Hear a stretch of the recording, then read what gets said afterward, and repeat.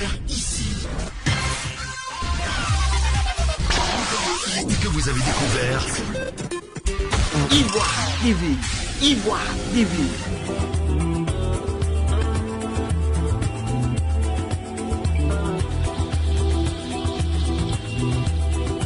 Je remercie la Côte d'Ivoire parce que je sais que ce qui touche la famille à Sokopouet, c'est un problème très grave concernant les terres de la famille.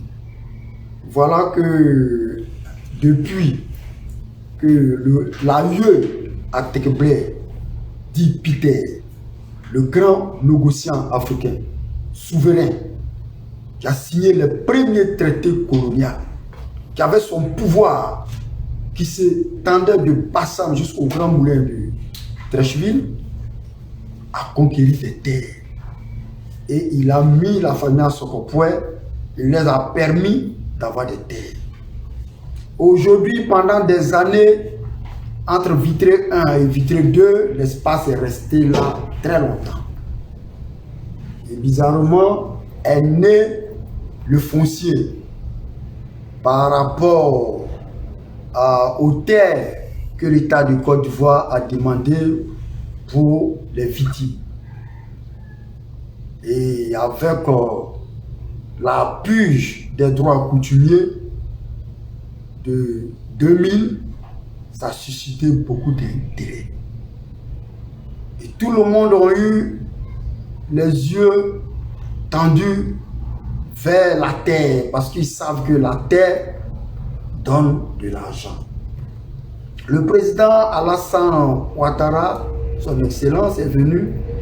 Il a permis que les chefs eux-mêmes signent les premiers documents pour que l'État,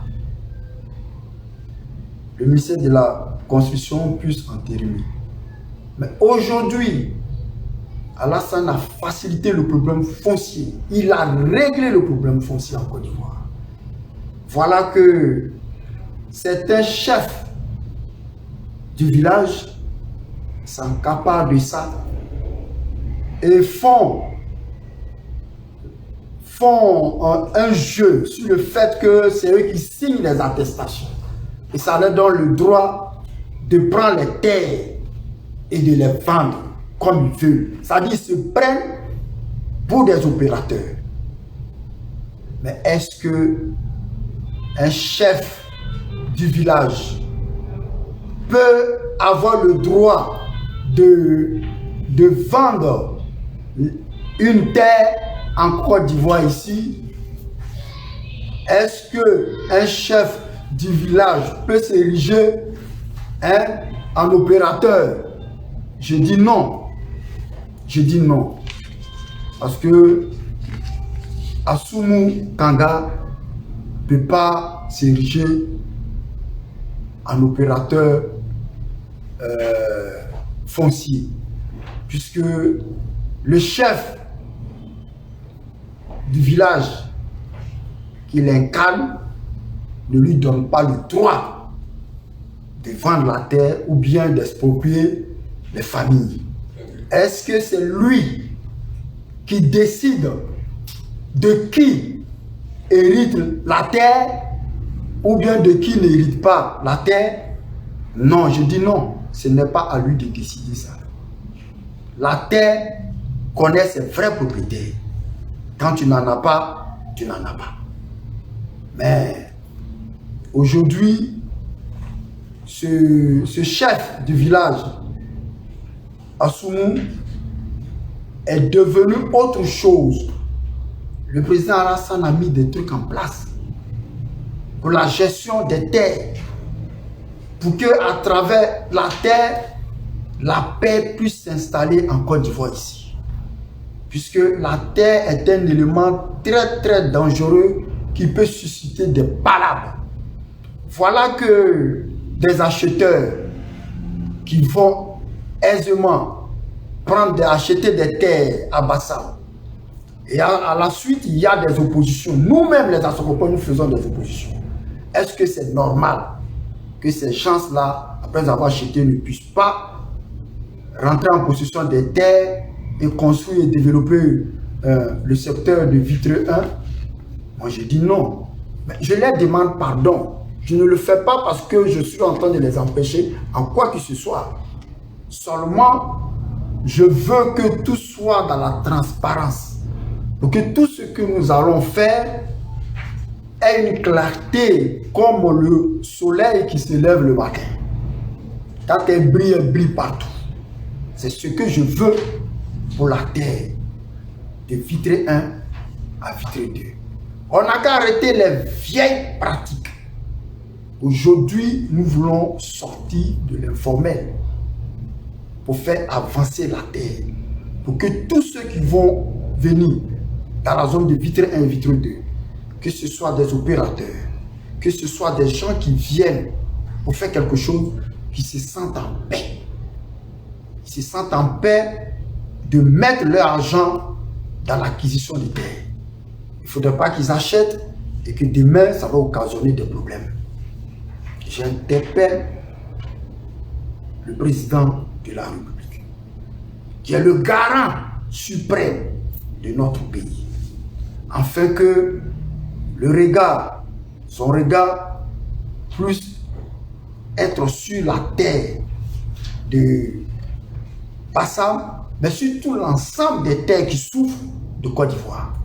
Parce qu'il n'y a pas que chez nous. Je demande au président de regarder ça bien et de prendre des décisions. Ce n'est pas moi qui va lui dire ce qu'il va faire, mais lui-même il connaît ce qu'il va faire. Tout à l'heure, je disais que la terre peut occasionner beaucoup de conflits.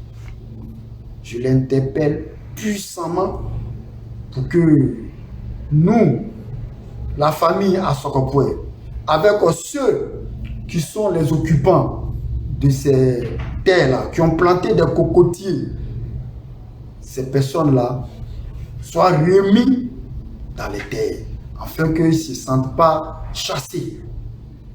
Puisque mes parents, autrefois, cultivateurs de sel, du sud au nord,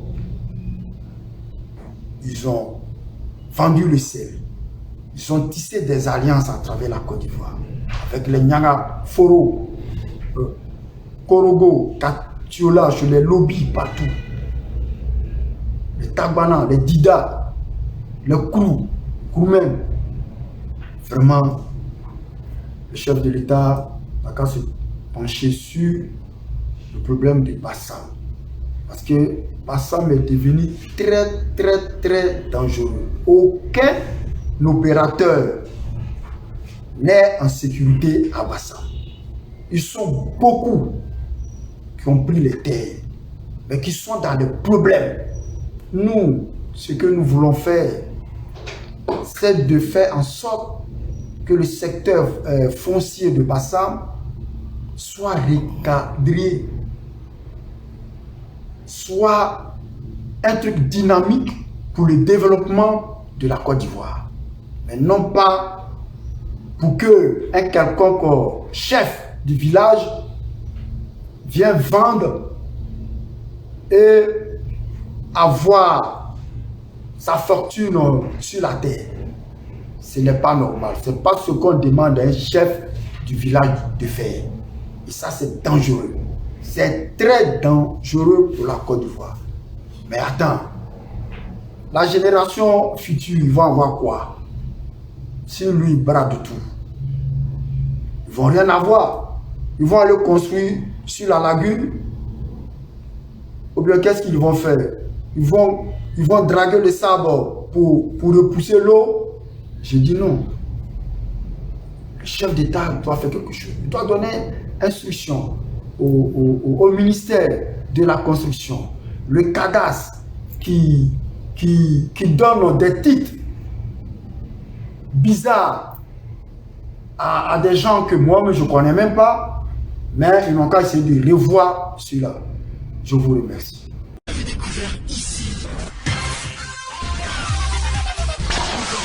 Que vous avez découvert Ivoire TV. Ivoire TV.